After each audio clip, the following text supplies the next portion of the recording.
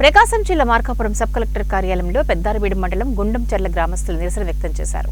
గ్రామ సమీపంలోని అటవీ ప్రాంతంలో మేత కోసం పశువులను తోసుకెళ్లిన పశువుల కాపరిపై డీఆర్ఓ నాగరాజు దాడి చేశారని, డీఆర్ఓను అరెస్ట్ చేయాలని నినాదాలు చేస్తూ గ్రామస్తులు బైఠాయించారు. డీఆర్ఓపై తగిన చర్యలు తీసుకుని పశువుల కాపరికి న్యాయం చేయాలంటూ సబ్ కలెక్టర్ వెంకట వినోద్కు వినతిపత్రం సమర్పించారు. అడవికి తీసుకుపోతారు, తీసుకుపోయి ఉదయం నుంచి సాయంత్రం దాకా మేపుకొని మేత మేపుకొని అడవిలో సాయంత్రానికి ఇంటికి తీసుకొస్తారు. అట్లా క్రమంలో మా పూర్వం నుంచి మా పూర్వీకుల నుంచి ఊరు పుట్టిన నుంచి జరుగుతుంది. అది ఇప్పుడు ఫారెస్ట్ వాళ్ళు మా ఫారెస్ట్లోకి రావద్దంటారు. ఈ బర్రెలు కానీ మేకలు కానీ గొర్రెలు కానీ ఏమైనా జీవాలు అనేవి మా బీట్లోకి రావద్దు, వస్తే మేము ఒప్పుకోమని చెప్పి నలుగురు పోయారు, ముగ్గురు పోయారు సార్. నలుగురు మీరు నలుగురు సార్, నలుగురు అంటే ప్రతిరోజు పోతుంటారు వాళ్ళు, ఊర్లో అందరి కదా ఒకళ్ళే కాదు.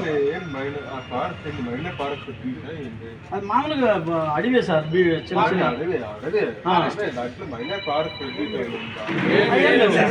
ఏం లేదు.